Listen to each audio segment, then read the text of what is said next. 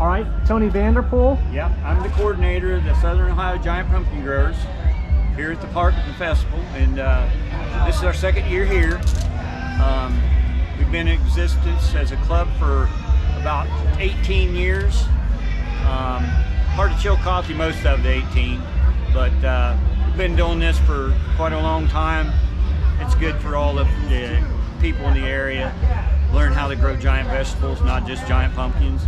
But we concentrate more on the pumpkins, including me. I've grown some big pumpkins myself. So we pretty much teach them how to grow the giant stuff and what they need to do for their gardens and things like that. That's a lot of work from one little vine. Yeah, and you think they're one little vine, but the average plant's 30 by 30. So yeah, it's around 1,000 square foot a plant. And then you're pruning them all season long from June until the end of August. Concentrating everything on one fruit. One fruit. And sometimes people do two, but if you only leave one on, the bigger the fruit's going to get. I had vine crops back in high school when I was in 4-H, so I got a little bit of knowledge of knowledge, yeah, but nothing like the big ones you have here. Yeah. So what went on for the last, half hour or so? We weighed the pumpkins in. I think there's 10 weigh-offs in Ohio. They start in September and then they end today.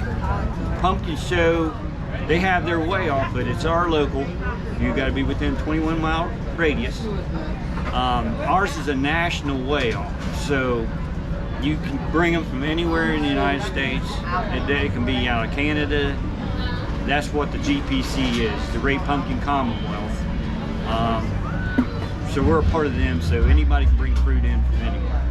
And you had someone from the Upper Peninsula? You had a guy from the UP of Michigan, another one from the southern part of Michigan. We had one from Hillsboro, one from Huntsville, Ohio, which is up in northern Ohio. So yeah, they come from everywhere. We've had them come as far as from Tennessee, places like that. So tell me about the winner today. Glenn, he's from the UP. They grow theirs in greenhouses. It can be expected because their daytime highs drop dramatically compared to ours. So they have a controlled environment to keep them, because they start theirs around April in the greenhouse, and the time now to pick them. He's already had 3 or 4 frosts, killer frost. We've not had a killer frost yet here, so that just tells you that they have a shorter growing period. But he was what, 4.5 pounds short of a ton? Yeah, yeah. And which is as big as he's ever had. You can't ask for any more.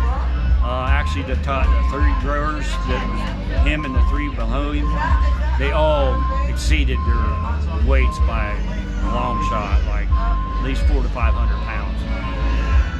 So are any of these for the record books? You said this is part of an international? This is international.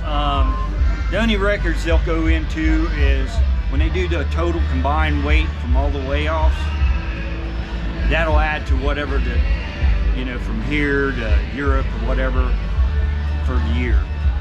And it'll be by far probably the biggest, because there's another weigh-off today in Canfield, Ohio, which is the main weigh-off.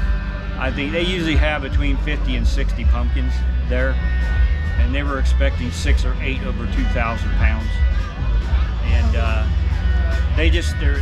we've always been known to growing pumpkins in our area, but actually the bigger growers that are more concentrated are northern part of the state.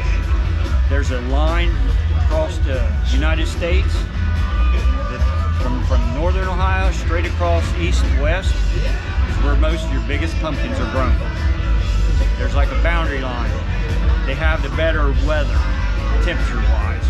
So it's not linked with season. Exactly. It's because I guess it's the hemispheres is different from what we get all the heat. They don't get the heat constantly like we do here down in the southern part of the state. and then they don't get as cold as you go across the lakes north. And it's the way all the way across. That's why the new world record was in Minnesota this year, which was 2,749 pounds. All right, get a little noisy here. I hope everyone can hear. How can people learn more about? We offer brochures at our weigh-offs, and you can get on our websites that give you the basics of how to start and grow the pumpkins. And there's actually other sites that give you grower seminars. We plan on doing one this next spring on the like YouTube or something like that. It's just easier. We found out instead of going and having a meeting at a town hall, you know, for these growers travel and stuff, it's easier to do it on a YouTube or something like that, and you learn the same. And how does this weigh-in factor into the pumpkin festival next weekend or next week? It really doesn't. Like I said, very few of these guys are within the distance of 21 miles, so they have to bring them to us or take them to another weigh-off. And there was one yesterday in Hamilton, Iowa. They could have took it there. The weekend before was Oakland Nursery in Columbus.